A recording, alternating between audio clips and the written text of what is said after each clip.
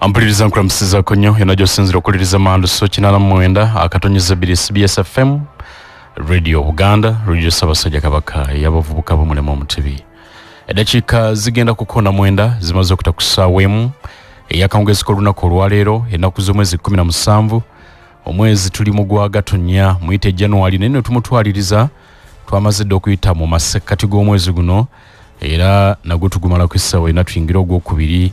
Abaana badda ku masomero buli omu yongera kwetegeka nakwesigadde ntono. Nze Kalule Lameka kulamusaako oli ku Manduso program Kkiriza Bagaana mumanyi ensonga ez'enjawulo ezigenda mu maaso mu nsi n'otambula n'okumanya bingi bikoze amawulire wano mu ggwanga n'ebweru waalyo.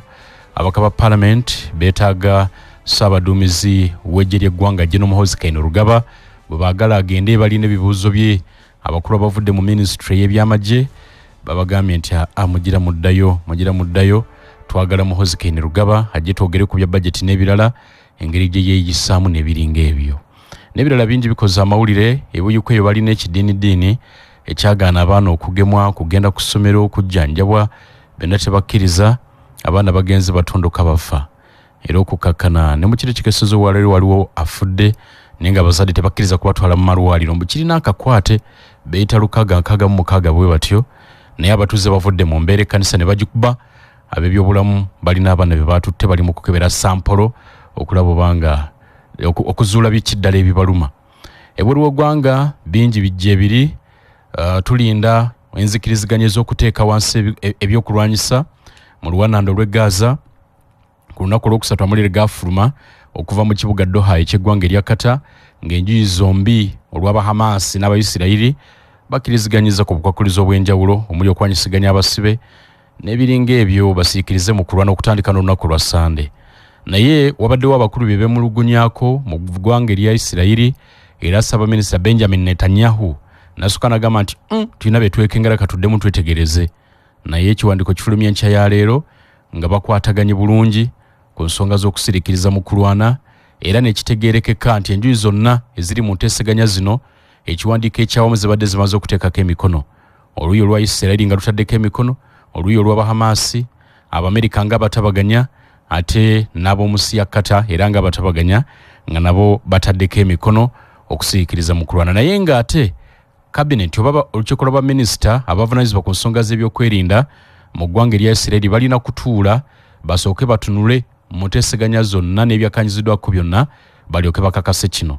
Era olukiiko lw'abaminisita abo mu ggwanga erya Isirayiri lutudde olw'eggulo olunaku olwaleero okutunula mu nsonga zino na byonna ebitambulirako. N'olwekyo kisuubirwa in fact bakakasizza ne bagamba nti enzikiriziganya tezirina buzibu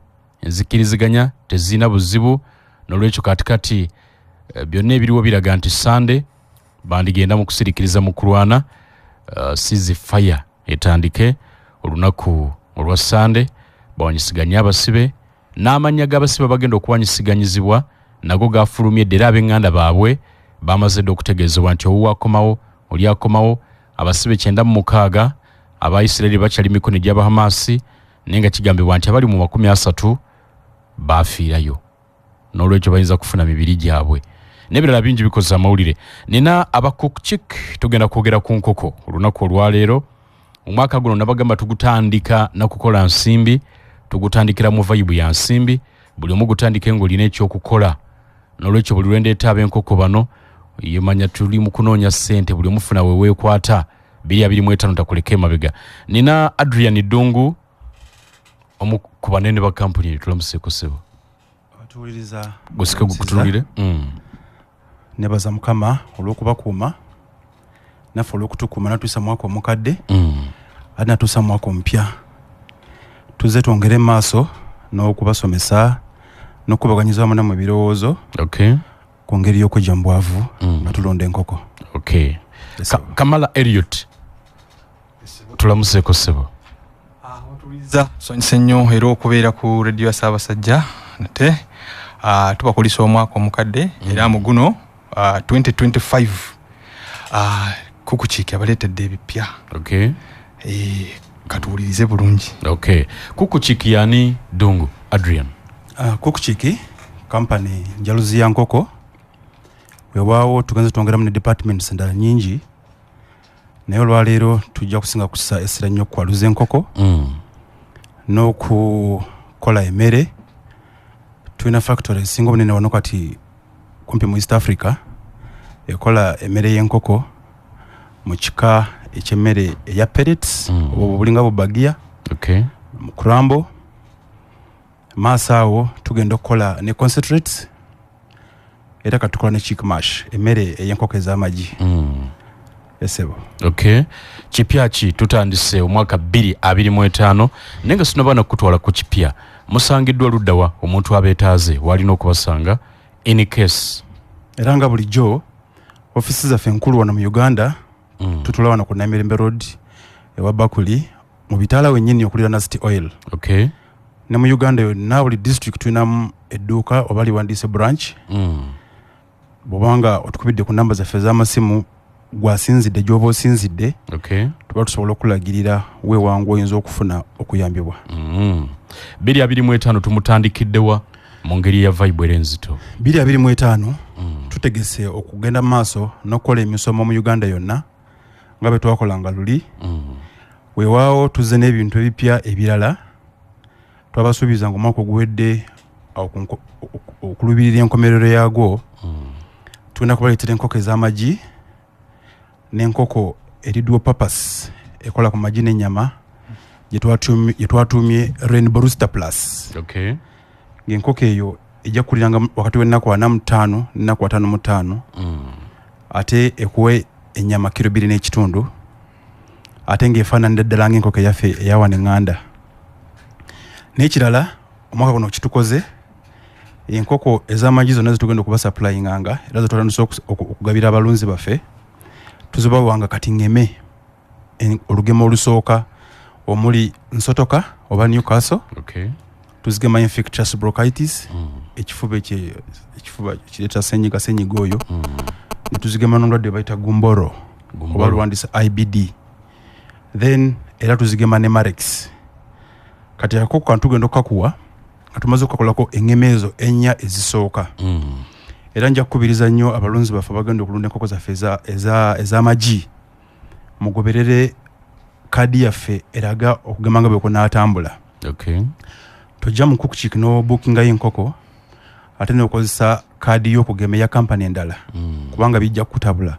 Oyinza n'okusanga ng'oluusi otaddemu ssente nnyingi z'otanditaddemu kubanga ebisinga wano tubibakoledde. Ensonga lwaki tubibakoledde tusanze nti abantu abasinga ennaku zino ne wiikisi ezisooka vaccine zibatawaanya n'enkwata yaazo n'abasawo abazibagemera. So kati Cook Chick nga kampani etaddemu amaanyi ago naye bakolera engeme ezo kati zinaddirira mujja kugoberera vaccination plan yaffe nga bw'enaatambula. Twandibadde tubongezaamu akasente ku lwekyo naye olw'okuba tuli ku radio ya Ssaabasajja akasente ako tukabasonyiwe tujja kabongeza eyo mu maaso. Emiwendo gya enkoko ez'amagi zijja kutambulira wakati w'4,400 ne'5,000 okusinziira bona aboogenza okubookinga enkoko eyo buli kakoko. Then ekyokubiri ate broiler ne broilers nazo tandise okuzigema naddala Newcastle ne infectious bronchitis. Kati era ku kaadi gyetugenda okutandika okuba omwaka guno engema zijja kuba zikyuseemu. Tusaba abalunzi bazigoberere bulungi. Tojja nkoko mu Cook Chick ate n'okozesa kaadi eya kampani endala kubanga bijja kutabula. Oluusi bw'ogema nnyo obulwadde bwe bumu ate oyinza okureetinga obulwadde obulala obwo bwennyini kubanga oba owadde vaccine mu dose ey'amaanyi. Then ekyemmere luli twabagamba twakoze pellet ne Kurambo naye kati tukola ne layers mash. Layers mash yo tebeera pellet ebeera mmere yaffe entabule mu ngeri eya bulijjo naye nga tukozesa machines. Omanyi omuntu atabula emmere ng'akozesa ekitiiyo si y'omuntu atabula emmere ng'akozesa ekyuma. Olwekyo bayita homogeneous entabula n'okakasa nti buli kimu kyetabudde bulungi. So kati abaana ababagadde okubookinga emmere eya layers mu Cook Chick tulina starter chick starter chick mash ne tubeera ne grower ne tubeera ne finisher. Kituufu omuntu obanga yeetabulidde emmere mu ntabula eno yaffe eya bulijjo akasente kabamukko wansi katono naye result tesobola kubaza ezimu n'oli atabuzizza ekyuma olwakiri kyegambye homogeneity. So era n'emiwendo egyaffe egya emmere eno eya layers tugezezaako okugisembereza ddala kumpi naawe omulunzi yandibadde yeetabulira mu ngeri eya bulijjo bwe kyandifaananye. Balisooka okuddako wali katono emabega ogambye enkoko zemutuze enkoko ezo zigibwawo. Enkoko atuzaaluliza wano mu Uganda ssebo. Muzaaluliza wano? Twali tulina machines. Muzijja bweru wa ggwanga? Ate tukyazijja bweru. Tulina machines ez'amaanyi ennyo kati okutandika ne guno omwaka tugenda kwaluzanga broiler obukadde 2 buli mwezi. 2 million chicks. Okay. Okutandika ne guno omwaka. Bakkiriza nnyo mu biva ebweru. Naga nti ebyebweru bye by'omutindo. Bonoga nti zantu balowooza nti si za mutindo. Naye n'emigaati gye balya wantu giva bweru. Kituufu. Tulina wano abantu bakola emigaati emirungi ennyo ate nga miwoomu. Okujjawo ng'olyaga nti y'omugaati ava kulya alya guva bweru. N'ebindazi tulya bya wano. Naye n'ebindazi bya wano ate birungi. N'enkoko eza wano abazirunzeeko ndowooza bonna batunatera okufundikira program bajja kuba wano kusimba kubuulire. Okay. Tulina ne faamu wano ez'amaanyi ezibadde zirunda enkoko zaffe ezakukukiiki bulijjo zimanyi ki kye twogerako. Eyo breed yaffe gye twaluza bagiyita Isa Brown Layer. Breed ennungi nnyo era gyo okusanga mu nsi yonna. Okay. Breed ennungi. Kaakati ayagala enkoko zino oda agikola ddi? Kubanga nti mwetaaga obudde simanyi tutugire bo bulina okugemwa bulina okukola ki? Oda twaluza enkoko zino buli wiiki. Buli wiiki. Broiler tuzaluza buli Lwakubiri na buli Lwakutaano. Layers tuzaluza buli Lwakutaano. Kati gwe oda ogikola okusinziira ku branch woli. Owakuli okumpi kati oyo akuli okumpi aweereza message wano ku office buli wiiki tuba tugaba enkoko ezo. So oda tebirwayo. Oda emala wiiki emu kisinziira ku enza n'obutawera. No wiiki enokuwera kubanga n'oba bookinze Monday tuba tujja kuwa ku Friday. Naye nga twanguya kuba enkoko tulina ezimala kati. Okay. Elliot Sebo ezo wetutandikidde 225 mukulu abimenyemenye olina kyoyongeramu omulunzi ali eyo koko chick Sebo kyenyongeramu naddala ku mutindo nti cook chick etaddemu nnyo investment mu kulaba nti omutindo gw'emmere n'ogw'enkoko weego ogw'ensi yonna. Ekyokulabirako enkoko ezaffe ku parent farm tukozesezza vaccinations ez'enjawulo okulaba nti zino endwadde ezisumbuwa omuntu tuzigema. Omuntu agenda kufuna enkoko ya cook chick ng'endwadde ezo zonna tagenda kusumbibwa obulwadde obwo naddala obuleetebwa endwadde zino ezitugema. Then ne ku kyemmere nakira tutaddemu kasente era abali mu kitundu kye Luweero abamanyi factory weeri bajja giraba abamanye nti tutaddemu kasente okulaba nti omutindo gw'emmere gwe tufulumya gwennyini ogenda okulaba nti enkoko gye bawadde emmere eno evaayo mu budde era omulunzi abeera katale mu budde.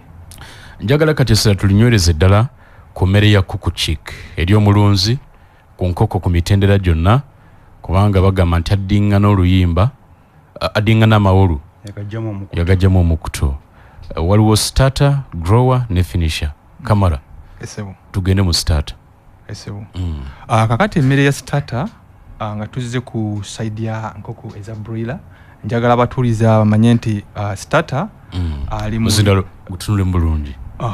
Starter ali mu nkoko eza broiler. Okay. Then mu nkoko eza layer starter agira mu kika kya chick mash. Kakati kade mwako mu nkoko eza broiler tulina kye tuyita broiler starter crumbles. Okay. Starter owabato mu broiler.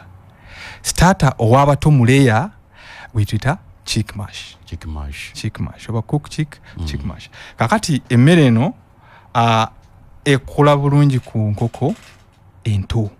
Bwe tunuulira ku nkoko eza broiler starter oba cook chick starter crumbles zikola mu wiiki 2 ezisooka.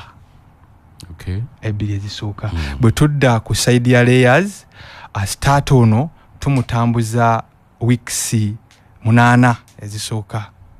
kuzamagi so waliwo enjawulo awo era omulunzi alina okwawula nti bwe mba ngenze nga njagala starter wa broiler ngenda mutambuza ebbanga bweriti bwe mba njagadde starter owa layer naye atambula bbanga bweriti zonna nkoko lwaki mulyawula mujawula emmere kati emmere tujawula ku lw'ensonga nti enkoko byetaaga byanjawulo broiler enkoko ya broiler byetaaga byanjawulo ku nkoko eya layer ekyokulabirako nti enkoko eya broiler erina okukula mu bbanga ttono nnyo mu bbanga eryo ebeere ng'etaddeko weight eri specific so nga eya layer tetwagala ate etambule speed module eyo twagala etambule mpolampola tugende okutuusa mu kubiika ku myezi 4 n'ekitundu nga enkoko efunye obuzito buli specific bwegejja nnyo kibi kiba kibi ebika bwegejja nnyo kibi kiba kibi bwetuusa kubiika nga enkoko esusiza kiro 2 kyokulabirako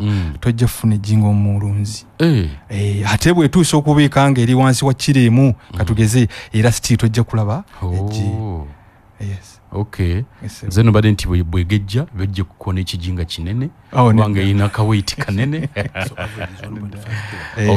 ampuliriza katuwumulemu katono tugenda kukomawo twongere okunyweza ensonga z'emmere eyo tova kumanduso ampuliriza emanduso kuli dakiika 27 zimaze okuyita ku ssaawa m eyakawungezi ka leero nze Kalule Lamekandi n'abakukuchik twogera ku nsonga za nkoko naye nga sinabakuddayo wa Kamala Elliot njagala kujjukiza abazadde mwenna titubaniriza Rainbow Kona Nasrand Primary School liri awuzana bonnamwaya ku luguudo lw'Entebe nga bano nno baatiikirivu nnyo mu kuvumbula ebipya buli lunaku olukya. Rainbow Kona bakulembeza okugunjula omwana nga musanyufu ate nga yeeyagala. Abasomesa baabwe n'abalabirira abaana bamalirivu nnyo okuzuula ebitone by'omwana byonna ate n'okubikuza nga bateekateeka omwana okuba omuyiiya ate omuvumu mu buli kyakola. Ebibiina byabwe matiribo nagennyini ate nga ne kompawundi gaggadde nga zibulungi abaana beetaaya bazannya bakola byonna. Abaana beeyagala era batendekebwa mu art and craft, okuyimba, emizannyo, empisa ez'obuwangwa n'eddiini. Balina ne Neighbor Center number era balina ne school shuttle oba vans oba emmotoka ezitambuza abayizi. Wandise omwana kati ku Rainbow Kona Nasrand Primary School ebiseera bye by'omu maaso bigenda kutangala bulungi nnyo. Okumanya ebisingawo bakubire ku noti 753 360 834 oba noti 772 360 834. Leeta omwana wo kati bamugunjule era bamubangule ku musingi omutuufu. N'okujjukiza abakyogero products abakola ebizigo ne sabuni ebyakyogero bakujjukiza gwe wenna gy'oli. Kyogero Herbal Jelly ne Kyogero Herbal Soap bisangibwa mu maduuka ne supermarket wonna okwetooloola eggwanga ate ne mu kikuubo Kampala wonna osobola okubisangayo. Bategeeza abantu mwenna nti endabikayo mukwano kikulu nnyo n'olukyokwata ebintu bya kyogero. Balina Kyogero Herbal Jelly ekyo kizigo, Kyogero Herbal Soap naye waali, Kyogero Vitamin E Pink kizigo ne sabbuuni, balina Kyogero Cocoa Butter kizigo ne sabbuuni, Kyogero Aloe Vera kizigo ne sabbuuni, Kyogero Non Perfumed Jelly kizigo ekyaba batayagala buwoowo ate n'ebirala bingi bye balina. Abakyogero bongera okukubiriza abazadde abaana nga mbaze ku ssomero olusoma lusemberedde okutandika. Abaana bano mubasibirire ebizigo bya kyogero ne sabbuuni wa kyogero. Ye musawo yekko w'olususu gw'ogenda okukwasa omwana wo agende ku ssomero ng'olususu lulabika bulungi era atuuka okuvaayo ddala nga lwerwo. Bifune ku dduuka lyonna erikuli okumpi, supermarket mu kikuubo, ku mmotoka zaabwe ezibitambuzeeyo era osobola okubisangayo ku bbeeyi ate nno munnange ennungi. Essimu k'okuba erina noti 754 55 72 3 oba noti 392 17 68 72. Kamala obajjo kyatugamba nti emmere eyawulwa okusinzira ku kika ky'enkoko kubanga ebigendera bya njawulo. Eno ey'ennyama twagala nnyama ate ey'amagi twagala buzito obusaanidde obunaatuwa amagi.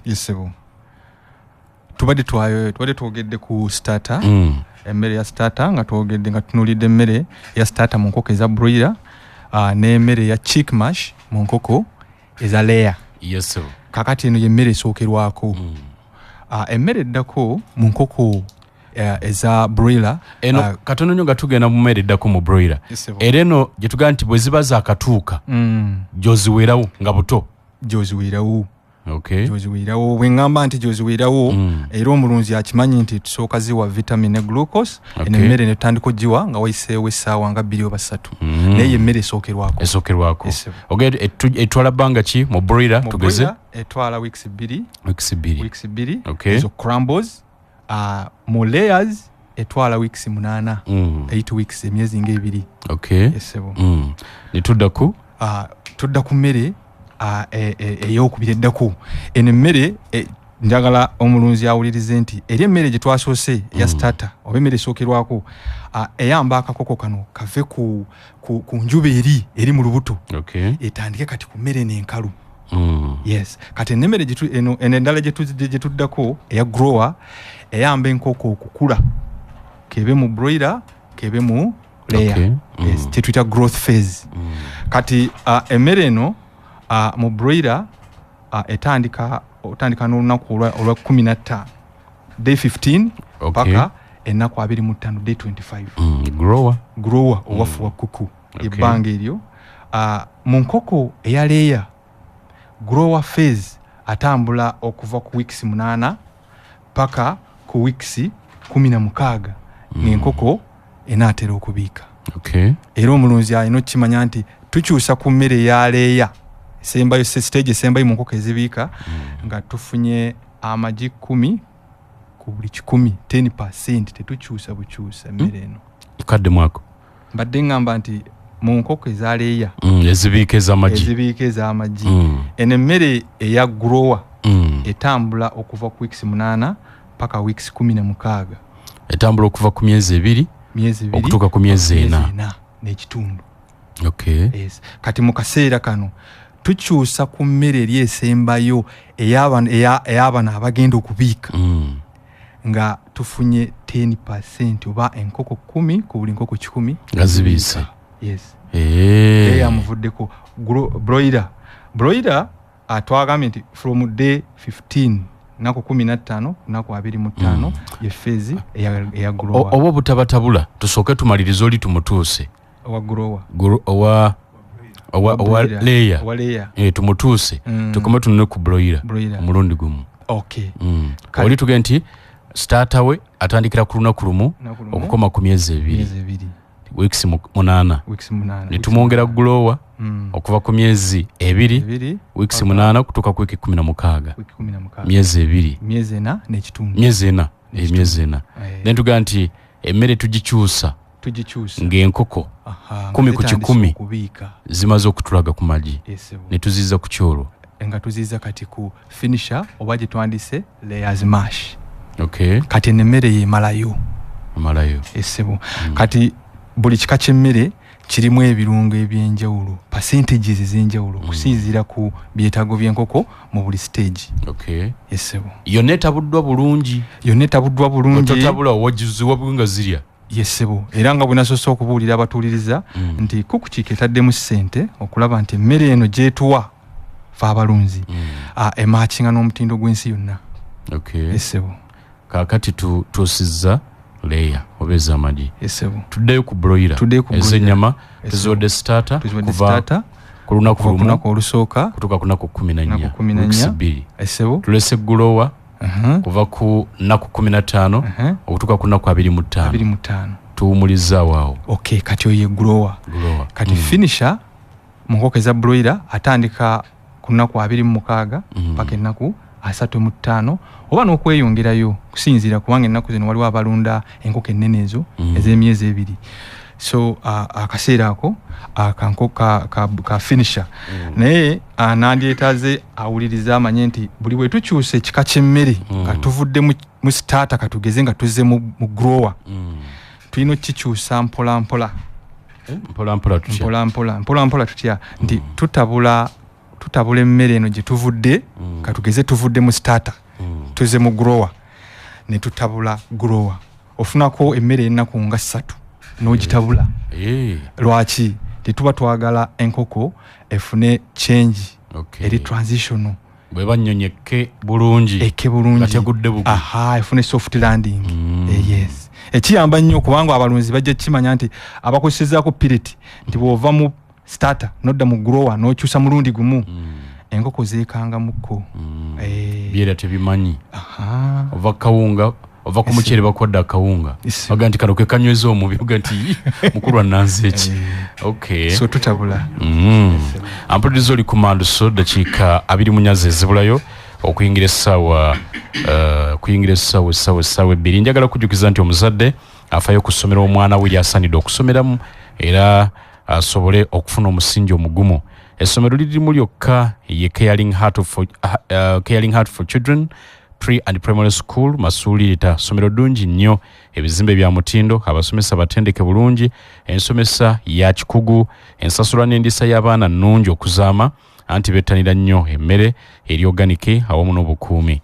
Essomero lya Dene Boarding Caring Heart for Children School Masuulirita bali wagazi bulungi, ebisaawe 2 era batumbula buli kitone eky'omwana kyonna. Ebisale oba fees bisaamusaamu wabeera waliyo okuteesa, omuzadde ogenda ne mutuula ku meeza ne mwogera Oluganda. Caring Heart for Children basangibwa Kanzize Road Masuulirita Wakiso. Okwandiisa abayizi kugenda mu maaso kati, n'olwekyo woofunira akaaganya twala mwana omuwandiise mu bwangu. Essimu bakubira ku nooti 753 739 65 oba nooti 772 38 83 74. Email eri caringheartforchildren@gmail.com. Caring Heart for Children School Masuulirita, a school with a difference. Nenkujukiza Munnayuganda nti sabbuuni agenda okukuleeta akamwenyumwenyu ku matama. Sabbuuni ayoza ow'omuti egulidde erinnya ennaku zino si mulala, ekigambo kiri kimu, oyo ayitibwa Jama, white washing bar soap. Sabbuuni wa Jama mulungi nnyo nno, atukuza engoye nnyo mweweevu mu ngalo, alina akawoowo kalungi, olugwene bw'omala okulwoza olukubamu paasi n'osigala nga lulimu ka perfume akawunya obulungi ennyo, ate tagwerera mangu, oyoza ekitole tekitambula naye nga ate weekiri. Jama white washing bar soap sabbuuni asinga obulungi mu Uganda ennaku zino era ensangi zino, ate nagula sente za nseko bw'ogerageranya ne sabbuuni omulala ali ku katale. Ebbeeyi ya Jama eri wansi, n'olwekyo ogenda kuba osevinga. Ate sabbuuni gw'olina okunaaba n'otaddamu kulowooza ku sabbuuni mulala ye Lanzo bathing soap. Lanzo ono ali mu bika eby'enjawulo. Bannaffe bano abacapa baleese Lanzo bubbly blueberry Lanzo, ne wabeerawo ne Lanzo vanilla spberry, ne wabeerawo Lanzo ice cream menthol, Lanzo antibacterial, ate n'ebika ebirala balina ka coconut nako kalungi nnyo, n'ebika ebirala bingi babirina. Sabbuuni wa Jama washing bar soap ne Lanzo bathing soap asangibwa mu maduuka ne supermarket wonna okwetooloola eggwanga. N'olwekyo ggwe omuzadde oba omuntu omukulu oba omwana bw'ogenda ku dduuka bagambe nti sabbuuni ayoza njagala Jama white washing bar soap, yo yaliko. Ate anaaba njagala Lanzo, kati awosabye ekika ky'oyagala, oba ka coconut oba ka vanilla spberry oba ka ice cream menthol, konna kobeera oyagadde. Sabbuuni ono mugezeeko ogenda kulaba obulamu nga butereera. Nkujjukiza ne Ryan Air Cargo bakugu mu kukutikira emigugu okuva e China ejja group age ne Sechinom bakozesa ennyonyi okutuuka e Uganda, era bakuguliza ebintu okuva mu katale n'okukunoonyeza akatale k'ebintu byagala okugula. Bakutambuza okuva ku kisaawe okutuuka ku hoteeri n'okuva ku hoteeri okutuuka ku kisaawe nga kosa okukutambuza mu butale obw'enjawulo. Bakufunira invitation letter era nga basobola okukuguliza tiketi. Balina abakuvunira oluchina ng'ogenze mu katale. Baweereza ssente eri ogweyagala okugulako ebintu ku bwereere. Kati n'ogwo omusuubuzi beeyune onyumira empeereza yaabwe tasangika. Basangibwa ku BBC Building room N212 opposite Bank of Africa Nabugabo Street. Essimu eri nooti 7 nooti 152 331 oba nooti 762 799 885. Adrian, waliwo omukulu byaleseyo ku nsonga y'emmere? Kyenjagala okutunuulira ekirala ayogedde ku abantu abalunda broilers okusukka ennaku 35 babazigejjesa. Kanti olwo mukisa guno okutegeeza abatuwuliriza nti ffe enkoko gye tukuwa tukusuubira nti bye tujjukolirako mu hachare oba mu jjalulizo tukusuubira okuba nga bajja jjukumya ku nnaku 35. Enkoko enaakula okusukka omwezi ogwo ogumu n'ekitundu. Wabaawo procedures endala z'olina okukola kati nga okuzigima Marex. Kye tuba tutaakola.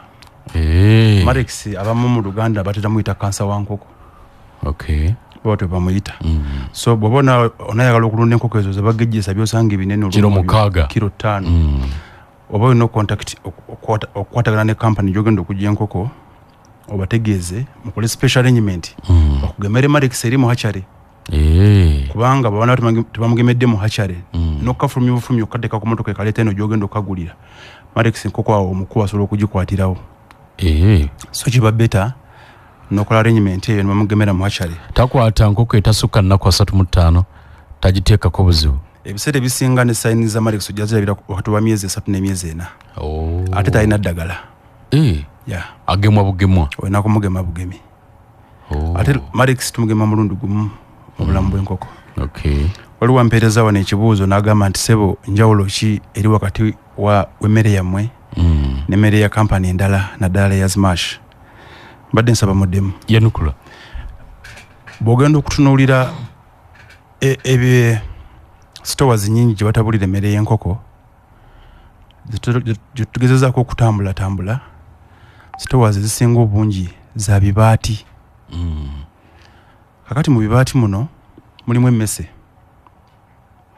zisima emmere neeyiika wansi zitambula ebweru nezigenda sombasomba obulwadde ate abamu ku stores z'emmere ezo batundirawo n'enkoko endala ku butimba bwabweru so nobeera nga waliwo contamination singa ono nanyini store wene y'ekibaati aba yagenda n'agula enkoko ewa Elliot ng'enkoko ezo zaalina akalwadde kati kojja wange lamya kanajja okumutabulira emmere y'enkoko naye n'asanga nga Elliot abadde akyaguza oli nkoko ziri zirina akalwadde abajja kuva n'akalwadde ku nkoko ziri zatunda ajja atabula emmere gw'otwale emmere waka ewuwo giwe enkoko ekisibo kyonna kirwale ekyokubiri abantu bano ab'ebibaati abamu bwe bagenda batunuulira mu bibaati byabwe mulimu ebyuma ebya diesel ate jjukira emmere eno erimu vitamins ne minerals ebimu ku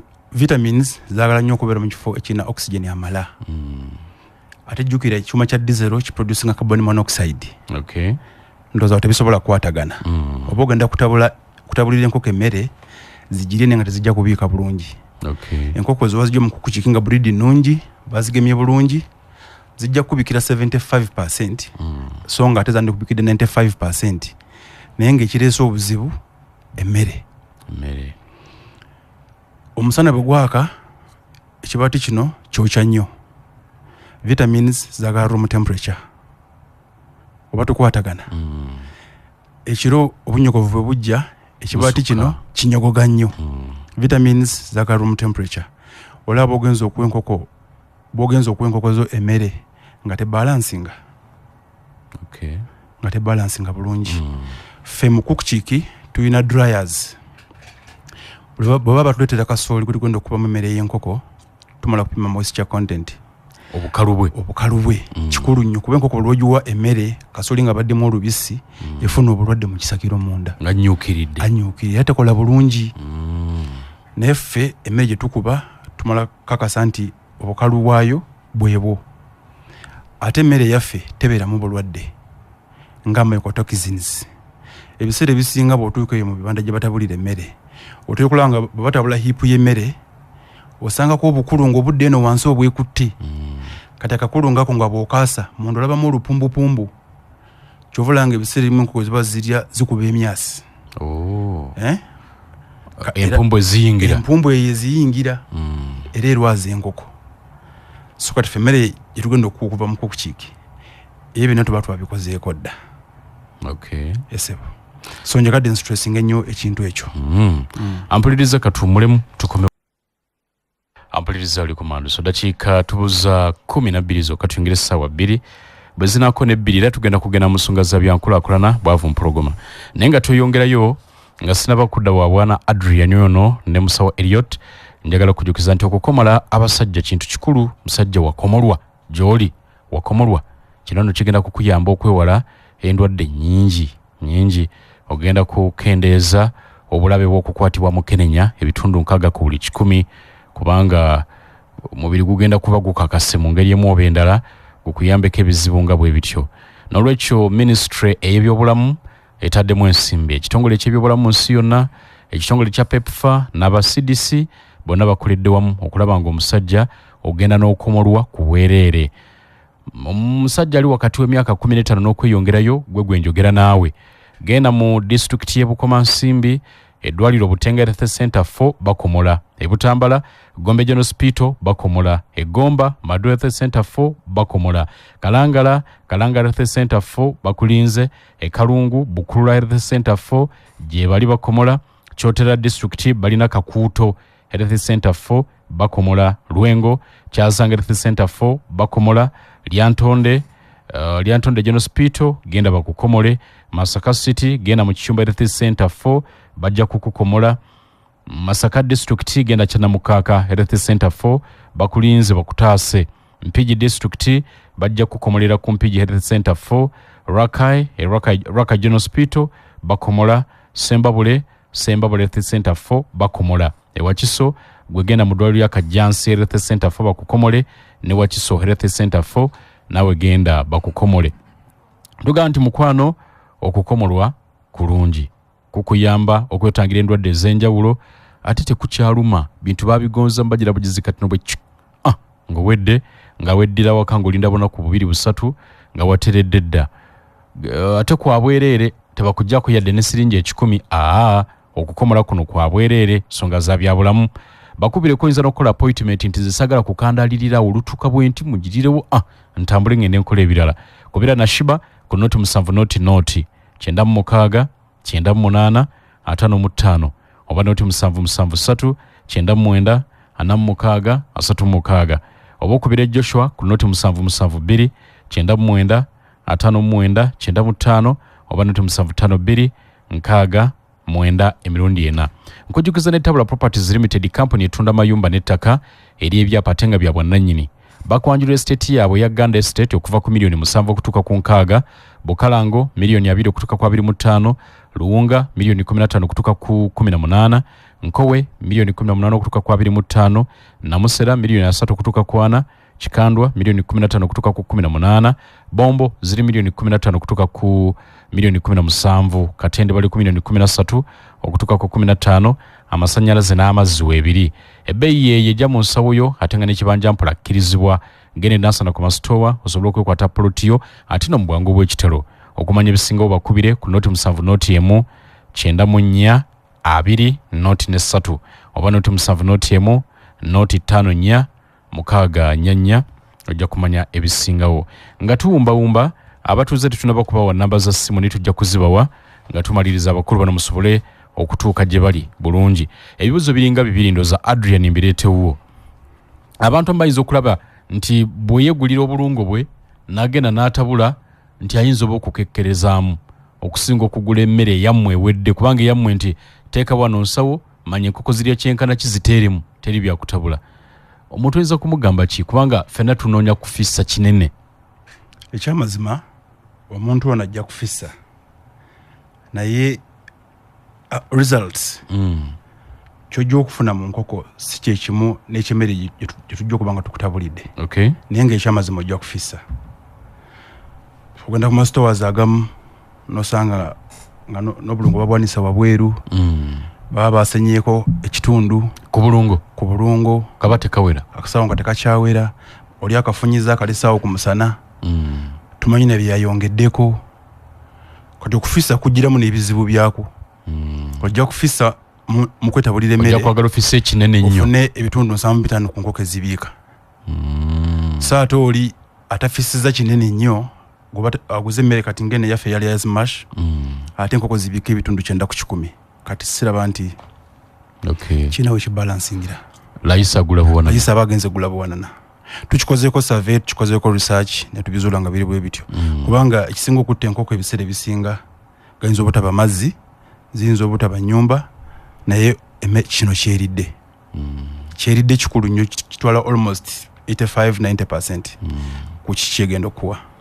Ekitegeeza wano kati layers ne broilers wano balabubazi nti nina enkoko 2 buli lunaku zirina kulya kilo mmeka no stocking emmere yo nti zino zifulumya ku nnaku 35 neetaaga mmere bweti nja kusaasaanya bwenti genda kufissa amagoba bwegati genda kukulira mu kiseera bwekiti nja kufissa bwekiti buli kimu oba osobola okutabula emmere nga yaliisi n'ofissa ku mmere sente nozimalira mu ggula eddagala.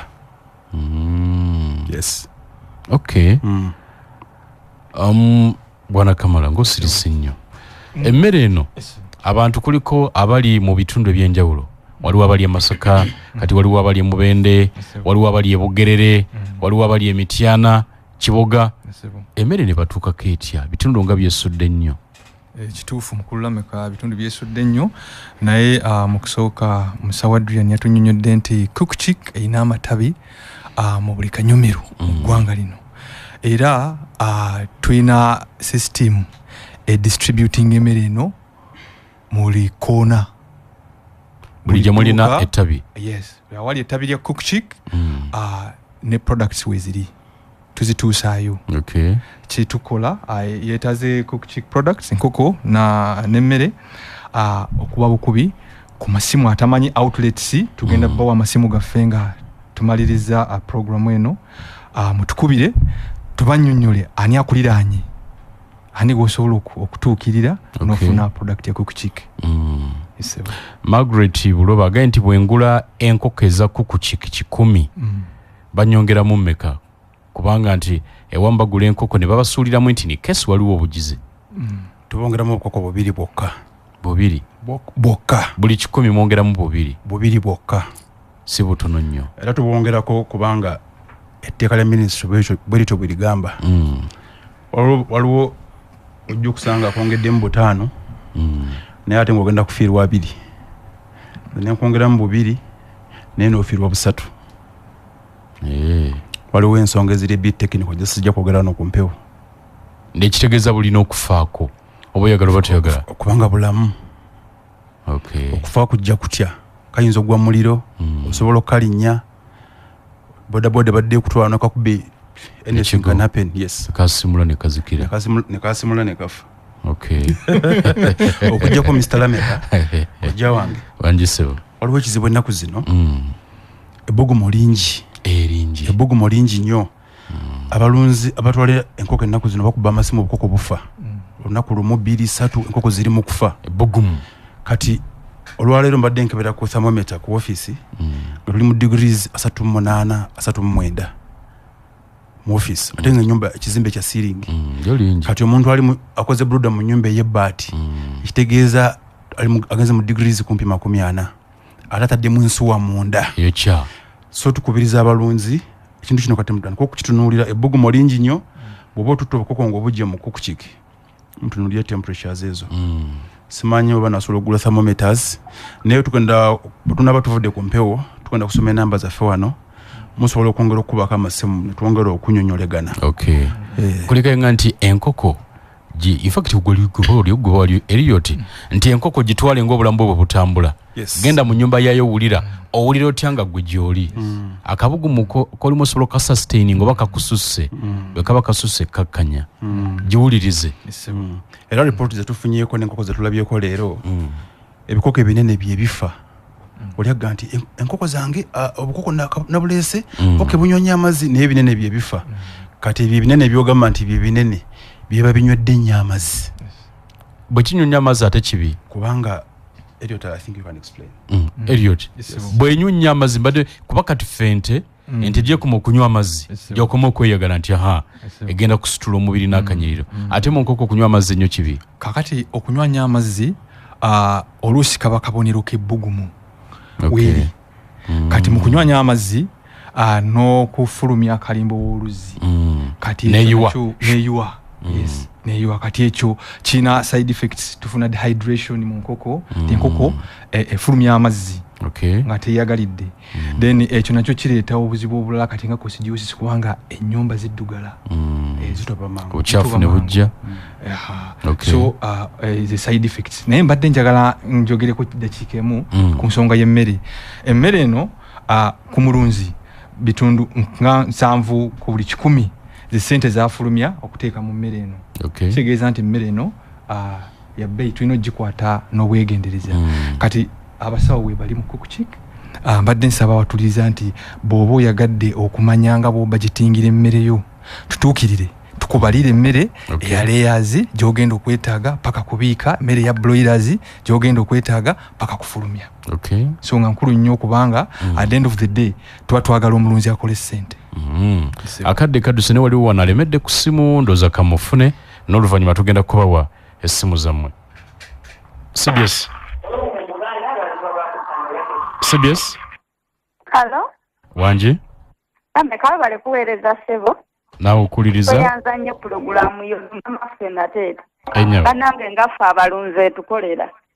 Nze kye njagala okubuuza omwami oyo enkoko ya Leeya batusomeseza ku nkoko naye enkoko ekyatulemye Lameka tufuna tutya? Wallahi olunda enkoko n'ofuna amagi n'owunzika nga tufuna ssente okolerera mmere ya nkoko. Tufunira wa Muleeya ono omuntu okusobola okufunamu ssente? Ekyokubiri enkoko bina omuntu yandibadde aziteerayo drinka ez'amazzi omuwendo gwa drinka ono maama ffe naseeta. Kale mama afuswa webali nnyo sitandise nozikwata sitanudde ntanule. Wanji? Lameka. Esewo. Sebo nkulamusizzaako. Nange bwe ntyo. Erinnya lyange Ssebungi Omaru mu kibuga ky'Omulodi Sanga lyaje lyasukwa era nva mu kibiina kya Democratic Party. Naye abasomesa abo mbebazizza. Naye nze mpozi kyenjagala abasingira mugera mama afuswa owulidde ayogera. Ekyemmere kubanga obuzibu bwe tulina nti emmere oluusi bagiseera. Ate n'ogenda ogigula nga mwetabiseemu ebintu eby'ebicupuli bye bagasseemu. Kati awembuuliza maama wange mukyala Mulangirane e Rubaga kubanga mugunzi wa nkoko era pulogulaamu agiwuliriza nnyo ansubye nakati kwali.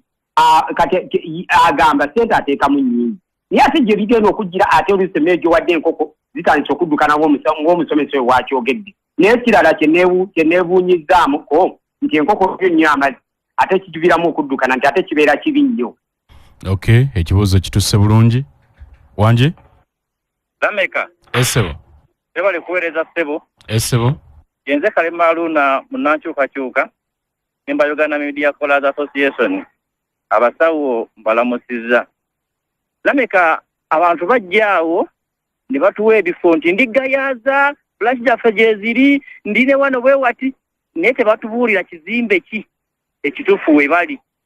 Ekyokubiri omusawo koko kiki ebirango nga bitono twandi bayituwulira nga buli ssaawa CBS awo okulanga kweyongeddemu kubanga kati owulira ne Airtel baludde wano emyaka naye ebirango bingi temweryaza amanya mu birango n'akasembayo ti wakati mu bulunzi mutugambye abatunda ebintu bino ebyenkoko tebeetaaga kubanga balunda obukoko awo abo tubeewalire ddala bali kuweereza.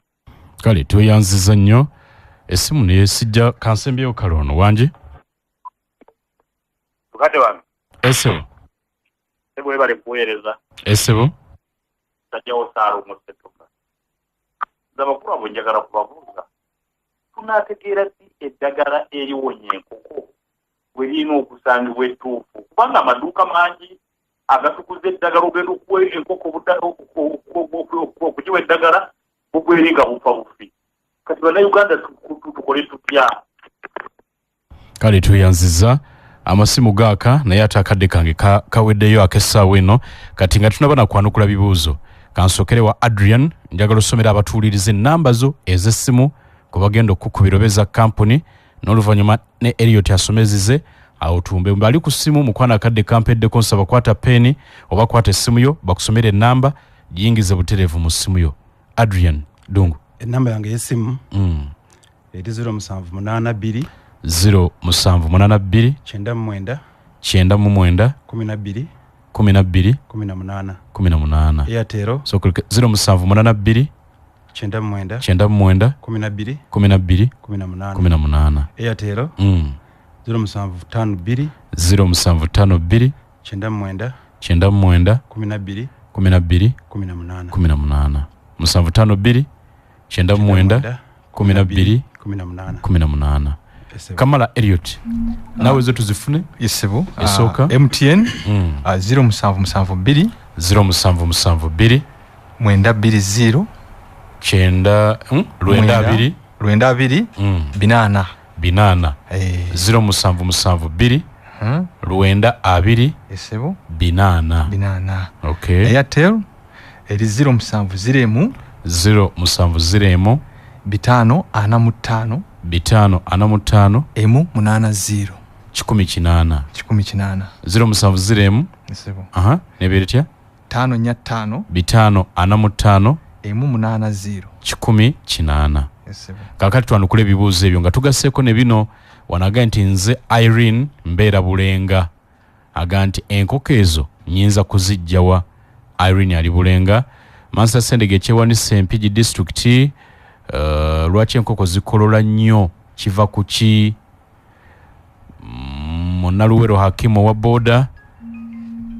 Okay. Enamba ndozo zifunye. Kale tusilence ngesimu zetu twanukule. Elliot ntandise nawe. Simu tujije ku meza. Esibu. Abuziza enkoko owebulenga enkoko abazijjawa office muri okumpi ebulenga tusangibwa mu town mu city center munyini eyebulenga saidiwa twinawo okulira na ATM ya Centenary Bank awo nyini awo waludde kabalita SMS aliko na nyini wa mita Solomon. Okay, so bonatuka ku SMS nobuza Solomon okulira na ATM ya Centenary Bank n'ekipande kyaffe kya kukukiiko wekiri. Okay, abuuza ku kya senyiga aleetebwa ebintu bingi.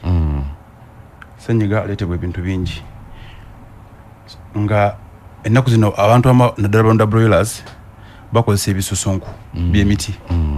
Ebisusunku by'emiti ebimu emiti egimu mikambwe kati ng'empewere ne bobeera oliwo bagirandira nawe okuba emyasi eyasimuza erimu olukikimbo oba kagolo. Senyiga aleetebwa ebintu bingi oluusi n'akadduka nobe kagenda kasuku nako kaleesa oluyiriitiro. So ekyo ekibuuzo kigazimuko. n'entambula y'empewo mu nnyumba bwebulamu naddala bano banundira mu galaji bezikwota tulundiramu naye wabeerawo era obuzibu bwetusinkana nga tulundide mu bifo bino. Nti empewo tetambula kyeri. Alaga nti amaduuka mutandika okugogera. Mityana tuli ku kizimbe kya Gundi, Masaka tuli ku kizimbe kya Gundi, Mubende bwe tutyo. Ndoza program eneddako tujja kukyogera. Mama Sifa nateta abadde abuuza enkoko azirunda aziwadde emmere n'etafunamu. Bibiri bye tuwogerako obwedda. Otabula akamereko nga kalayisi enkoko ne zikubiikira ebitundu 7 ku 10. Olina afuna akamera akenjawulo ne bizimubiikira ebitundu 9 ku 10. Nga mwenna mwine enkoko enamba y'emu. Wekyenda ku 10 of course abajja kufuna owensa mtu ojja kufuna nnyo. Agenti enkoko bina alina kuziwa drinkers mmeka. Kati ono alina omumanya nti buli nkoko 5 agabalira drinka emu. Drink emu eya lita 3. Kwezi zibalaba. Drinka eya lita 3 yakola ku nkoko 5. Kitegeeza enkoko bina ze drinka 8. Yesebo. Ekitono nnyo. Ekitono. Ate bwe kiba kingi nnyo ziba mmeka? Wadde mbuteeka muzayagala naye minimum tuba twagala drinkers 8. Naye drinkers 4 oba 8 ku nkoko kikaaki. Broilers. Ate koko bali mu zamadi. Layers. Eza stage ki croilers. So it varies. Kumutendera obukulu bw'enkoko. Naye wano mu kusimbula enkoko ento 3 liters drinker emu buli nkoko 5. Buli nkoko 5. Ate bwe ziba nga zibiika. Kati bwe ziba nga zibiika tutambula nga tuvudde ku drink entono eya lita 3 ne tudda ku drink ya lita 10. Esewo. Zisobola okusigala nga drinkers ezimu ne size n'ekyuka. Waliwo abadde abuuza ekibuuzo lwaki ate amazzi amangi gatta enkoko.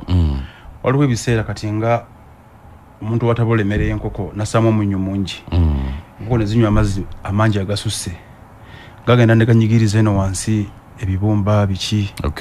Ne zireetera enkoko okufa ekikutuko kubanga erimu kwepika bwepisi. Condition tugiyita ascites. Ascites. Kati enkoko omuntu amanya atya amazzi geyina okunywa. Mamirameka.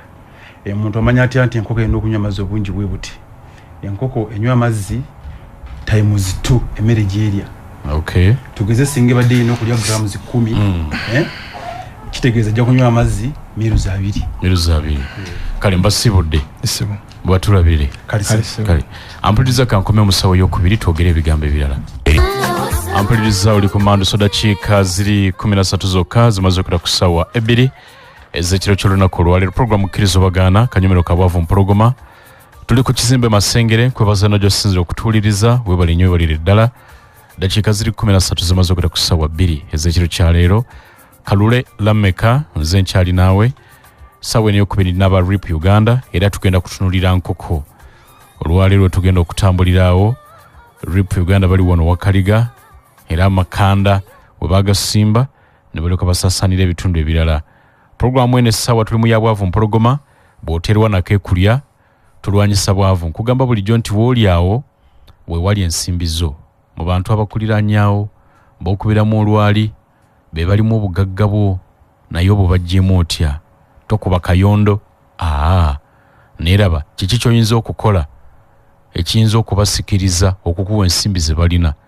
Wabeetaga capati gye basiikire bakuwa ensimbi, wabeetaga mudaala gwa kedo guteeke obaguze bakuwa ensimbi. Ensimbi zo bazirinaawo, tetenkanya engeri gy'osobola okukulaakulana nga weeyambisa abantu abakuli ku lusegere oba abakuli okumpi. Nina abakulu babiri basawo ba binyonyi ate era bakugu mu bulunzi bwabyo betugenda okuwayamu nabo kuva mu RIP Uganda. Leero musawo Bettina naye agenti avaawo asigira ejjenje lisigira nabbubi nti bwe nvangawo onzigaliranga ennyumba yange. Nina Eva na Kivumbi tulamuseeko. Abawuliriza baffe abalungi amanya Eva na Kivumbi musawo okuva ku RIP Uganda. Tusanyuse mwebale kutuwuliriza. Omugonge oba bakubbula nedda bambi omugonge yennyini muzukulu wa Kisolo. Nabaka babeera beddira ki? Babeddira Fumbi. Nabaka bafumbi. Lye bakka. Bakka mu busiro bakaliruddewo. Tontwala yeeyo. Lamuseeko. Mbalamusiza bannaffe abatuwuliriza amannya Nabaka Prosi omusawo ku RIP Industries. Okay. Bitambula bulungi eyo? Bitambulira ddala bulungi ssebo. Omwaka gusimbudde gutya Nabaka? Omwaka ngera we bibeera. January tatera kubeera mwangu. Okay. Naye nga abalunzi bakaaba nti emmere ya bbeeyi. Emmere ya bbeeyi naye egenda etema. Egenda etereera. Abantu mwalimu abatera waawo emmere ku layisi n'okubawola ekyaliyo? Ekyaliyo bulungi ddala tebasobola gimalayo. Mubawola? Tubawulira ddala. Embeera bw'eritereera? Bw'oba ng'ozze n'otweyanjulira n'oyogera naffe tubeerawo. Okay. Yesewo. Mukama mulungi. Obudde bwonna. Na Kivumbi? Wandi ssebo. Kaakati RIP yani kuliko abawuliriza aba 225 tebannabitegeera kati bagaba RIP boogera ku ki? Ffe aba RIP tusangibwa Wakaliga opposite n'enguuvu nga tudilingira mu nkoko. Ffe enkoko ze tusinga okutegeera. Enkoko zino zirimu kyengenda okuyita breeds.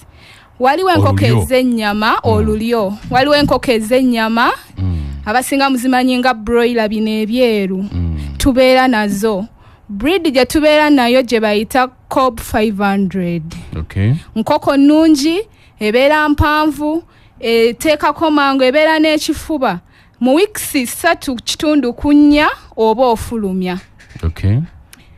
Enkoko endala gye tubeera nayo y'enkoko gye bayita Croiler. Ebiseera ebisinga abasinga bagyefaananyiriza eŋŋanda efaanana eŋŋanda. Naye eno yo yanjawulo nti breed gye tuleeta bagiyita Rainbow Rooster.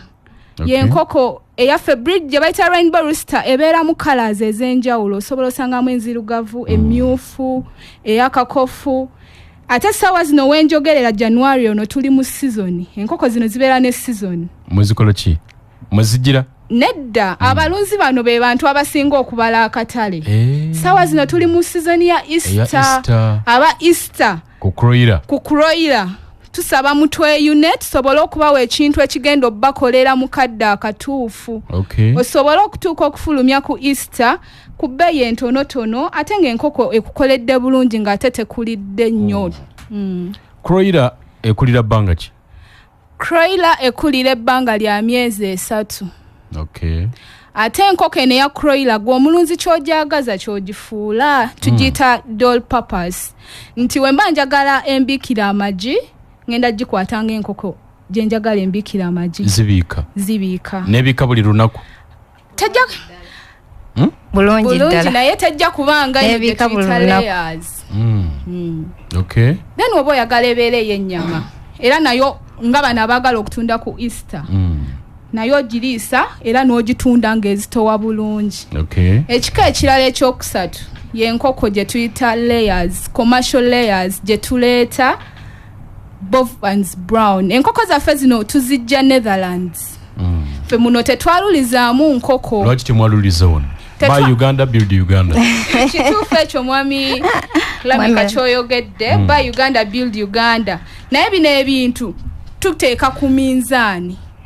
Tuyina abalunzi nga alundako eza wano n'alundako n'ezaffe. Bo bennyini batuweera obujulizi. Engeri abazungu bali gye bakwatamu eggi lino okutuuka okulyaluza si engeri y'emu omuntu alina wano ekyuma gy'agenda okulabiriramu enkoko eyo gye bayita parent okutuuka mu kwalula. Abasinga babizannyiramu n'akuwa enkoko ne bukufiirira nga bukyali buto, naye n'enkoko gye tuleeta nga ya lunaku lumu eba yakwatibwa abakugu, eba yayaluzibwa n'obwegendereza obungi esobola okuwa ekyo ky'ogifunidde. Nti we mba nfunye layers ng'eno Bovans Brown gye tuleeta nti eba nkoko nnungi etandika okubiika ku bbanga lya myezi 4 kwena kitundu. Ekyo tukyenfasizinga nnyo okusinziira ogiriisizza otya. Togenda twala nkoko eno oleme egirabirira ate oyagale kuwa eggi ku myezi 4 gw'ogiwa emmere yonna gy'osanze. So olina okuba ng'ogirabiridde bulungi nga bwe tukusomesa ng'ozze ku ofiisi zaffe kuba byonna tubikuyitiramu. Etandika okubiikira ku myezi 4 oba 4 kitundu ebiikira ebbanga lya myaka 2. Kakati endiisa ya Croiler ne Broiler zezimu oba byawukana?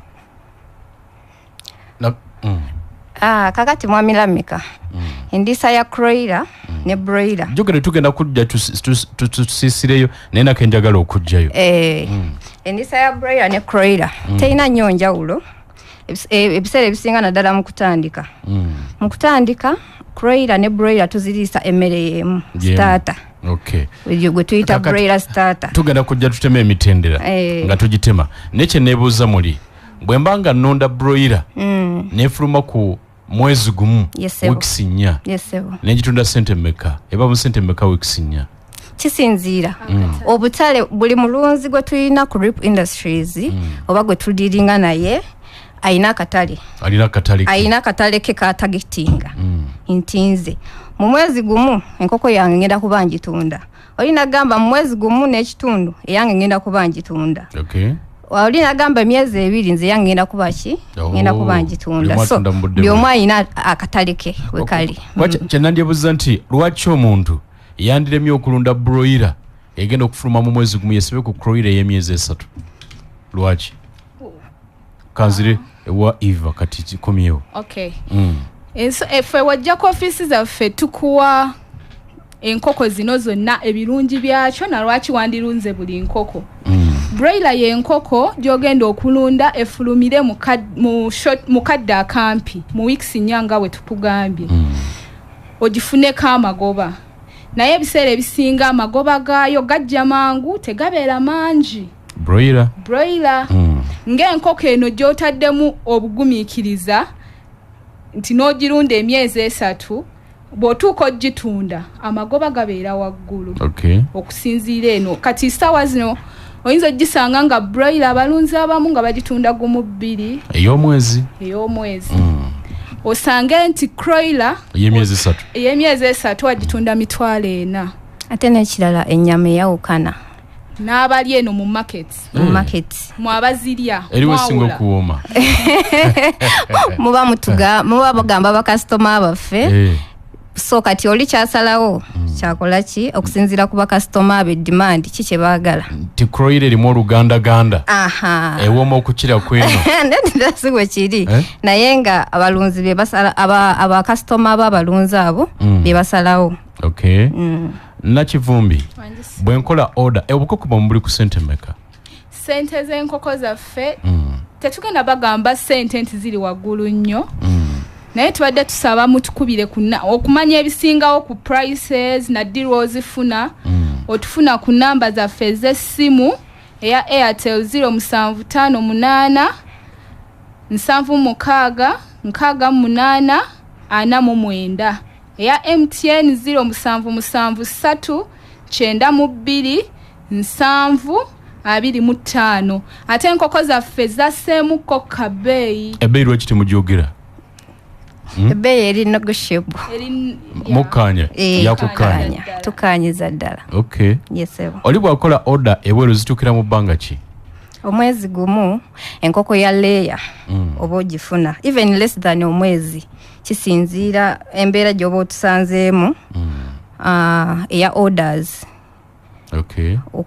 Kubanga we tuba tuleeta enkoko tetuleeta za muntu omu oba babiri nga bwe musawo Eva yakugambye titudiringa mu kukuŋŋaanya bakasitoma oba tukuŋŋaanya ba farmers ne tubatuuza ne tubasomesa engeri y'okulundamu enkoko ne tubagazisa okulunda ne tubabuulira ebirungi ebiri mu kulunda because that is one of the most important investments right now in Uganda. Okay. Yeah, it's profitable. So tubanyonyola mu kubanyonyola okwo ne tubasomesa kubanga tubeerawo n'emisomo egy'enjawulo ne tubasomesa ebirungi ebiri mu nkoko na bukya bw'oyinza ozifunamu ne tuzibaagazisa so omumwe tujja orders ne mubatumiza ne tubatumiza so mu mwezi nga gumu omulunzi aba asobola okufuna enkoko ezo. Okay. Mu mwezi gumu yeyo period akwadde kuya z'amagi. Ez'amagi. Naye ate zino endala kati nga croiler ne broiler ate zo zanguwamuko. Zo za bbanga ki? Weeks 2. Okay. Broiler weeks 2 ku 3 oba ofuna. Ne croiler. Ne croiler weeks 2. Weeks 2. Yes sir. Okay. Kali katukomewo. Ampulirize mandusoko lidakika 27 zimaze okuta ku ssaawa 2 ez'ekiro kya leero. Ndina abalunzi ate abasawo b'ebinyonyi musawo Eva Nakivumbi ne musawo Nabakka Prose okuva mu RIP Uganda. Nenjagala kujjukiza kusooka nti Lubiri Nabagereka Primary School mu Lubiri Mengo bategeeza abantu mwenna abaagala abaana bammwe okusomera mu Lubiri Nabagereka Primary School omwaka 2025 guno nti interviews n'okuwandiisa abayizi kugenda mu maaso buli lunaku. Bawandiisa abayizi mu bibiina byonna nga batandikira ku nursery. Essomero liwa ebyenjigiriza ebiri ku mutindo era liyigiriza abaana okukozesa kompyuta, ebyobulimi n'obulunzi wamu n'ebyemikono.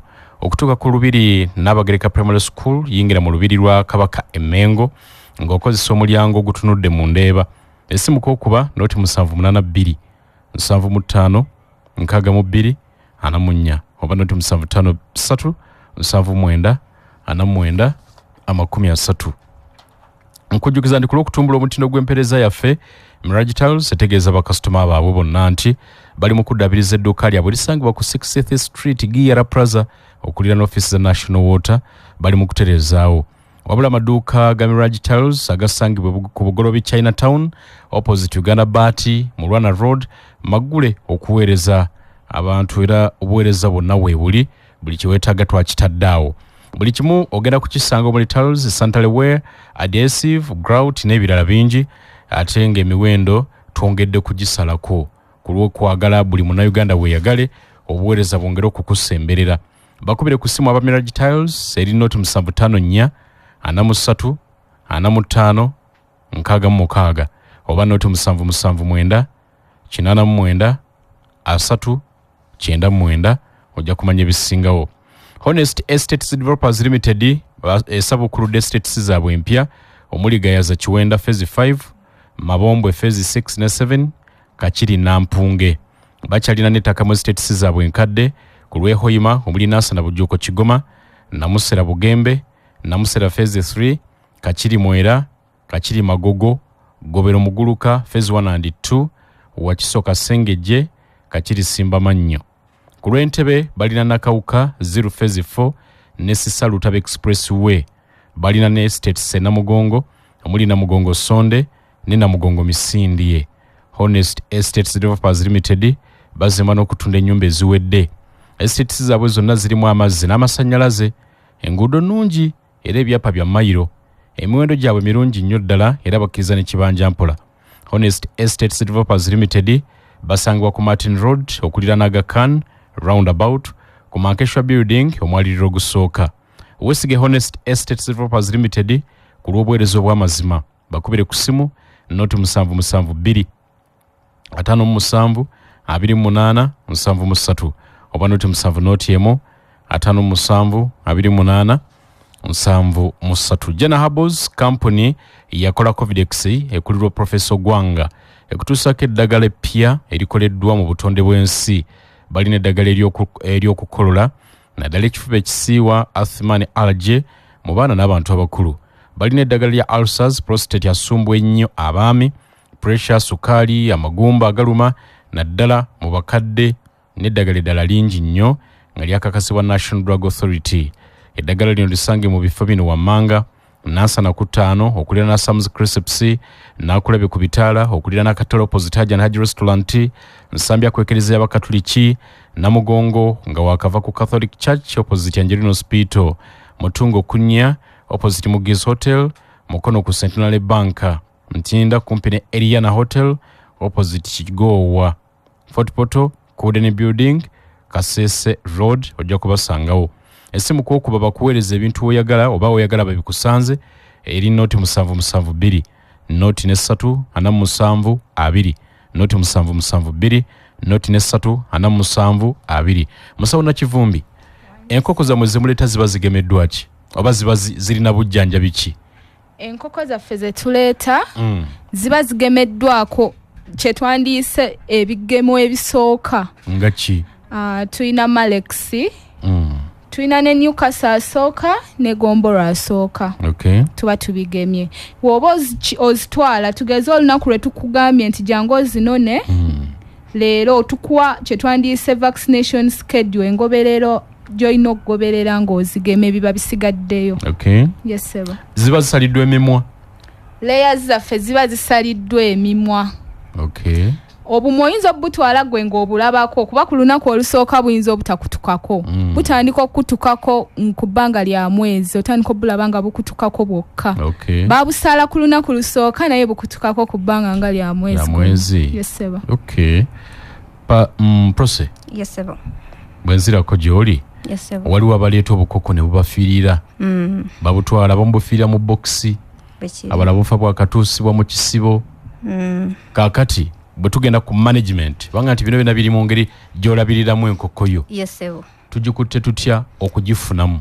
Kaakati enkoko yaffe bwe tugikuwanga namu, omulunzi yenna weetaaga okubeera ne management skills oba weetaaga okulabirira enkoko eno bulungi okusobola okugifunamu nga bwe wandiyagadde.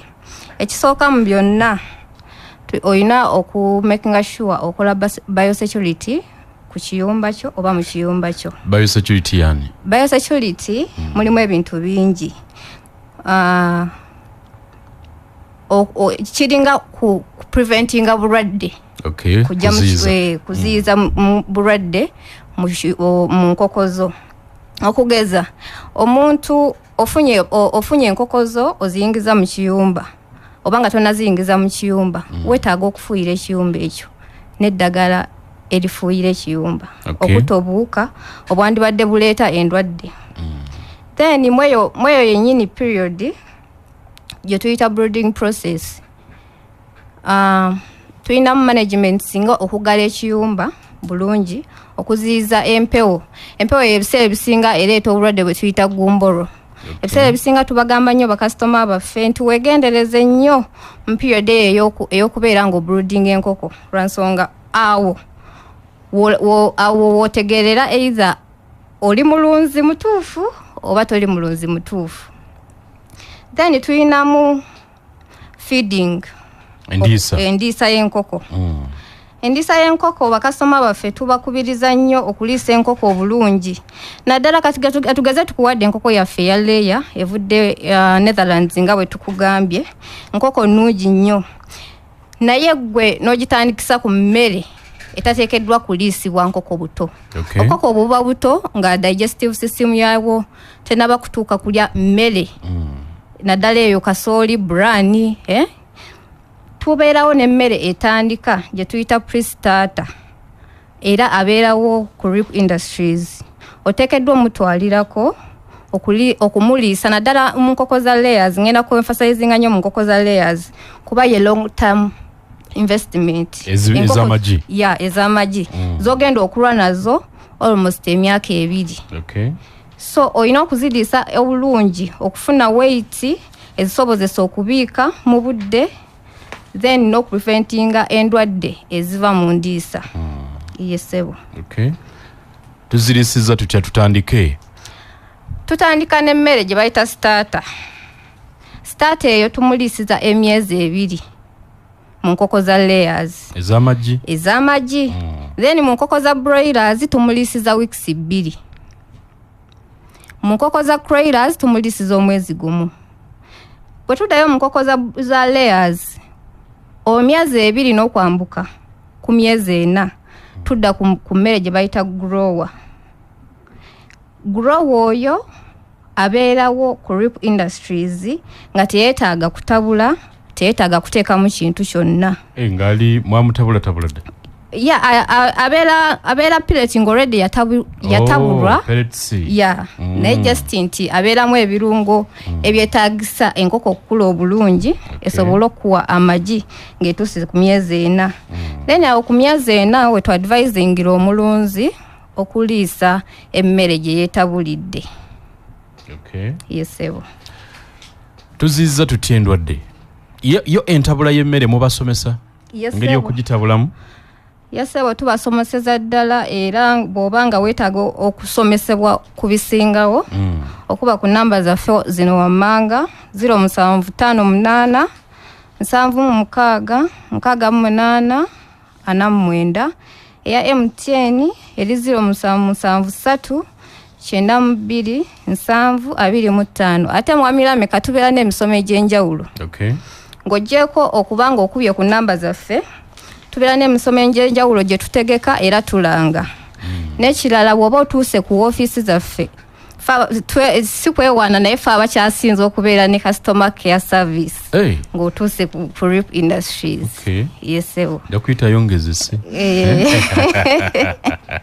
Zijengezese ndabe kitambula kitya. Yesebo era bw'otuuka ku RIP Industries ojja sangawo abasawo ab'enjawulo abajja okusomesa buli kimu kyonna kyoba weetaaze okumanya kununda y'enkoko. Yesebo. Okay.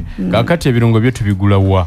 Kubanga nayo nsonga nkulu ebikipuli bingi ate n'okumanya kirungo ki kye neetaaga okutabula mu nkoko eri ku mutendera ki ekyo nakyo kikulu. Kakati Mwamirameka ife bw'obanga otuuse ku RIP Industries n'otukubira oba n'otuukawo ewakaliga wetusangibwa opposite n'enguvu restaurant oba otuuse oba ofunye buli kimu oba oze ku soosi kubanga tubeera n'enkoko ennungi ekyasinze ate tubeera n'emmere ennungi etandika ya grower.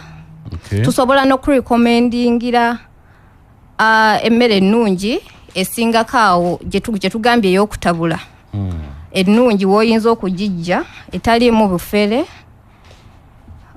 gy'osobola okuliisa enkoko zo osobola ozifunamu.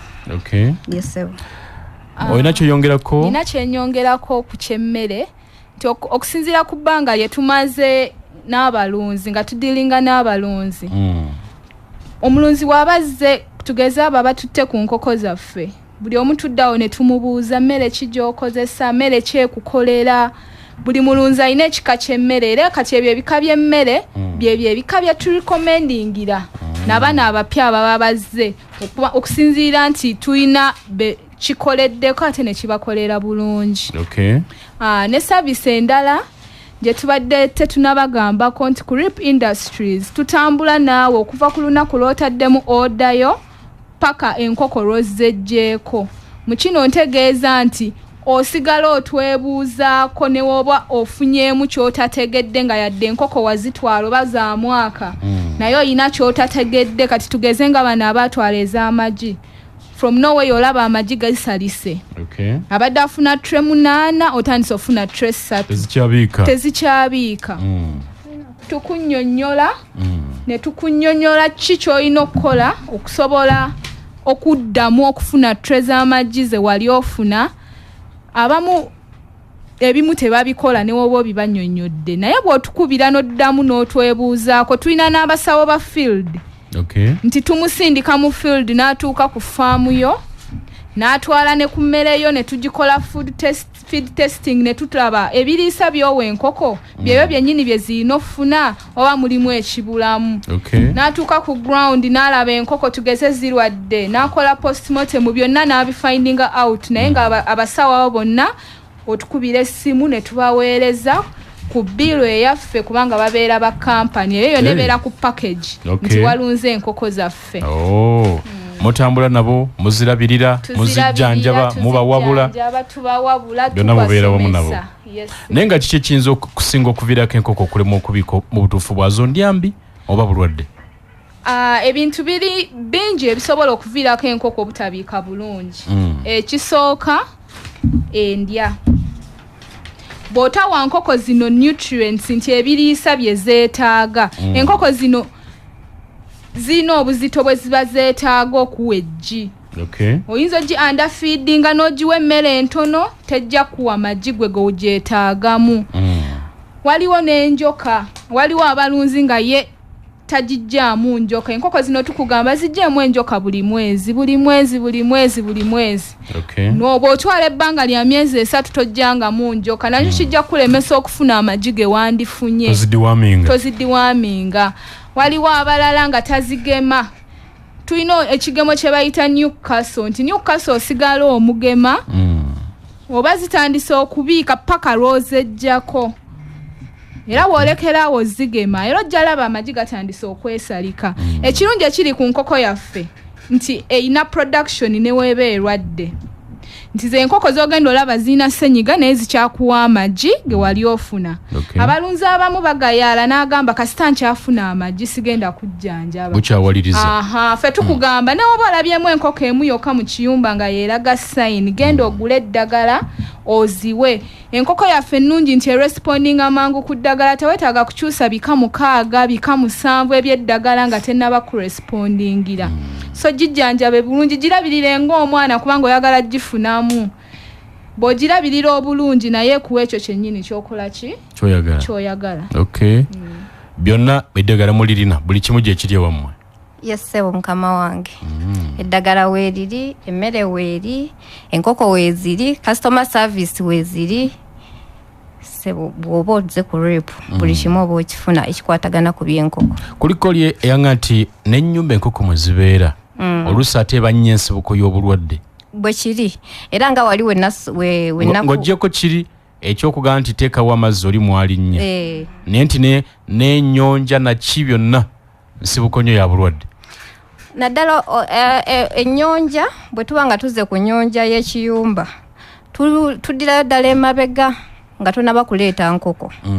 Enkoko kisinzira ekiyumba kipya obadde okirundiramu. Bw'oba obadde okirundiramu fuba okulaba ng'okozesa strong antibiotics eddagala erifuuyira ery'amaanyi eritobuuka. Making sure nti ofuuyira emirundi egisukka mirundi 4 nga tonateekamu baachi ndala oba nkoko ndala oba tonaba kutandika kulundiramu nkoko ndala. Making sure nti n'ekiyumba tekirimu bacteria zonna oba virus zonna ziyinza kulwaza nkoko zo. Ekirala bw'oba otaddemu enkoko bakasoma baffe balina nnyo obulwadde obubatawaanya oba abalunzi obulwadde bwe bayita coccidiosis naye ate nga munnaye busobola okubeera nga bwewalika. Tebutta nkoko ku speed nga munnange bwagambye Newcastle ne Gumbolo naye ate busobola okuttayo 1 2 3 4 olunaku ennaku wiiki ogenda okulaba nga enkoko ze wayina 5 oli mu 4. Naye okwewala obulwadde obwo bwewale okuyiwayiwa amazzi mu kiyumba. Enkoko tezirina kubeera wabisi ng'omunnange bwagambye nti enkoko olina okuzirabirira nga baby. First of all olina okubeera ne passion okwagala muggwe. Tokikola kumala ga. Tokikola kumala ga bw'okola kumala ga kanagweramu eyo. Togenda kufunamu ate owekwasa ogambe bannaaye banyingiza mu kintu kino naye nga just wali teweetegese oba wali tokyagala. Naye bw'oba okyagala enkoko oziweera ddala ekyo kizeetaaga toziteeka wantu wabisi. Tozireka wantu wabisi. Bwezibeere wantu wabisi ebiseera ebisinga mubeeramu ammonia aziviirako ebiseera ebisinga okulwala coccidiosis okulwala infections ng'ekifuba biki senyiga Okay. So oyina okulabirira bulungi enkoko zaffe ne mu kiyumba mwenna. Okay. Olabirira mu ssebo. Gwa muzadde afaayo ku biseera by'omwana we by'omu maaso bibeere birungi tukwanjulira essomero lya Crema Junior School ekibiri ku luguudo lw'Ebusaabala kibiri Busaabala Road ejja kubasanga eyo mw'osomeseza omwana n'afuna byonna nga mu by'ensoma okutumbula ebitone ebya kompyuta eby'emikono empisa ate wamu n'eddiini kikulu omuntu atali mu ddiini aba muzibu nnyo ne bano bafaayo nnyo ku ddiini. Crema Junior School lye lyokka erisomesa omwana n'asobola okujja mu Uganda ya leero ate nga wa mugaso nnyo. Crema Junior School yali ne boarding bwala n'abalenzi lisangibwa kibiri ku lw'Ebusaabala. Bawandiisa abaana okuva ku baby okutuuka ku kibiina ekyomusanvu eri abo baagala bursary aba Educare Africa Foundation babawadde omukisa okuva nga 15 omwezi guno gwa January okutuuka ng'ennaku z'omwezi wa 3 era January ono bagenda kubaawo ku ssomero nga bagaba bursary. Mujjukire nti omwangu yattenswa Crema Junior School ekibiri Busaabala Road ssomero lyewanoonya okuva edda n'edda n'olwekyo olifunye. Ebisinga obakubire ku noti 7 noti 2 2 815 oba noti 7 5 81 82 Management ya Rakai Community School of Nursing etegeeza abantu mwenna abaagala okusoma obusawo n'obuzaalisa nti okuwandiika abayizi mu January intake kugenda mu maaso. Mu masomo muli diploma ne certificate mu nursing and midwifery era nga abayizi bonna abalina certificate nga bandyagadde okusoma diploma mugende namwe mwewandiise. Oli eyo ng'oyagala oba olina ekirooto omwana wo okufuuka omusawo Rakai Community School of Nursing weriri nnyo era abasomesa bakugu ekifo kisirifu balungi nnyo mu byonna omwana tabaako na kimutaataaganya. Basange Rakai ng'okumanya ebisingawo obakubire ku noti 752 6 93 99 oba noti 752 6 93 99. Nekujjukiza ne abazadde mwenna mutegeezebwa nti okuyingiza abayizi abapya mu St. Noah Junior Boarding School walyezana kugenda mu maaso ku ssomero wennyini mu bibiina okuva ku nassale okutuuka ku ky'omukaaga okuva ku ssaawa 2 ez'okumakya okutuuka ku ssaawa 10 ez'olweggulo balaza okutuuka ku lwokutaano. St. Noah Junior School Zana ssomero lya bawala n'abalenzi lisangibwa Zana mayiro 5 ku luguudo lw'Entebe. Okumanya ebisinga okugenda ku ssomero wennyini oyogere n'abakulu oba bakubire ku noti 772 926 8 oba noti 7 noti 2 29 754. Gomuzadde anoonya essomero lya siniya ery'omulembe leeta omwana wo ku Lubiri High School erisangibwa mu Lubiri lwa Ssaabasajja Kabaka Emmengo. Lino ly'essomero eriddukanyizibwa ku musingi ogw'Obwakabaka ogw'empisa ennono n'obuntu bulamu balina ebyendigiriza ebikakasiddwa okumala akaseera oba emyaka egiwera likola bulungi emyaka gyonna n'okufulumya omwana ajjudde. Lisoosowaza n'okuteeka amaanyi mu mpisa z'abayizi basomesa amasomo ga Arts and Sciences balina Science Laboratory ey'omulembe library ejjudde ebitabo omwana wo mwagenda okusomera mu ebiri computer lab weri abasomesa balina obukugu mu nteekateeka y'ebisomesebwa empya ebyemizannyo kutunga n'okufumba ebyemikono abaana babi basomesa. Essomero lirina ebisulo eby'omulembe era bigazi bulungi ly'abaana bawala n'abalenzi bava ewaka n'ab'ekisulo. Okuwandiisa abayizi kugenda mu maaso ku ssomero okuva ku balaza okutuuka ku lwokutaano ssaawa 3 ez'okumakya okutuuka ku 10 ez'olweggulo. Essimu k'okuba eri nooti 759 937 525 noti 759 937 525 bakubireko omanye ebisingawo katukomewo. Ampuliriza emantu sokolida dakiika zidduka zigenda program kkirizo bagana mu kyali tuwumbawumba ey'obudde buno naye nga tumaliriza okugenda mu kitundu ekisembayo njagala kujjukiza nti omuzadde essomero gy'otwala omwana wo weetaaga okulirowoozaako ennyo St. Leonard High School St. Leonard International High School Kakindu Mityana ndiogenda okusanga ensomesa etuukana n'omulembe guno. Ekifo kiteekeddwa bulungi nnyo wagazi nnyo balina faamu eri ku ssomero buli kimu kiri awo lya kisulo n'abava ewaka bawala n'abalenzi on A-level library ejjudde bulungi nnyo computer lab weeri science laboratory abasomesa batendeke era bakugu mu curriculum empya kati mwe tutambulira. St. Leonard eno International High School Kakindu Mityana basomesa ebyemikono omwana n'afuluma nga alina omulimu gw'omu mutwe ng'alina w'atandikira. Bafaayo nnyo okutumbula ebitone by'abayizi, abaana balya bulungi era basula bulungi, ebyokwerinda gguluggulu. Ali ku luguudo lw'Emityana okyamira Zigoti n'okwata eridda e Kakindu, bw'oba wakatambulako ojja kusanga kalina ennyingi, ssomero lina kalina ziri mu bbanga eyo, ojja kuzisanga. Ojja kumanya nti otuuse ku St Leonard International High School. Ate n'owava ku Lwemasaka ojja kukyamira Mpigi okwata eridda e Kakindu, naawe kalina eziri mu bbanga ennyo ze zijja okukwaniriza, omanye nti otuuse ku St Leonard. Gwe nti ssomero gazi bulungi, balina faamu, buli kimu weekiri, era nga bw'olira international buli kimu bakuttewo n'amaanyi. Bakubire ku ssimu eri noti 771 599 499, noti 771 599 499, oba noti 744 14 17 noti 5. St Leonard International High School, Kakindu, Mityana. In God we trust. Nga tumaliriza n'ekigambo ekisembayo budde ne waliwo naweereza ekibuuzo agambye nti Kasasa Medi Lwemodde mu ggombolola y'Ekyesiga Masaka, enkoko ya leeya zino ezibiika nti nsobola okuzirunda n'ekika ky'enkoko, nsobola okuzirunda n'ekika ekirala eky'enkoko mu kifo kyekimu. Mu kifo kyekimu ategeeza ekyumba kyekimu, mu kyumba kyekimu naddira leeya zino ez'amagi n'ateeka mu ddoza n'ezaffe eŋŋanda n'agatta. Tetutera kyadvisinga ngaffe mu lusawo, tetutera kyadvisinga, tuba twagala enkoko zino zitambule mu ntambula, ozimonitoringe mu ntambula nga yanjawulo. Tulina bano abazibroodinga, okubroodinga kwe kuno okuzikuma oziwa omuliro awo nga bukyali bukiiki, n'abubroodingira wamu, naye wezituuka nga zivudde mu brooder oba olina okuzaawula, kubanga enkoko zino ziva mu hatchery za njawulo. Hatchery ekola ejjalulizo, ejjalulizo eryawula parents ezavaamu layers, si ze parent ezavaamu croiler. Parent za njawulo, so tuba twagala woba olina space w'olundira togatta. Buli kimu osobola okigoberera obulungi, otegeere nti kati zino mu wiiki bweti zaali ziri bwe ziti, mu wiiki bweti zaali ziri bwe ziti, kikwanguyira.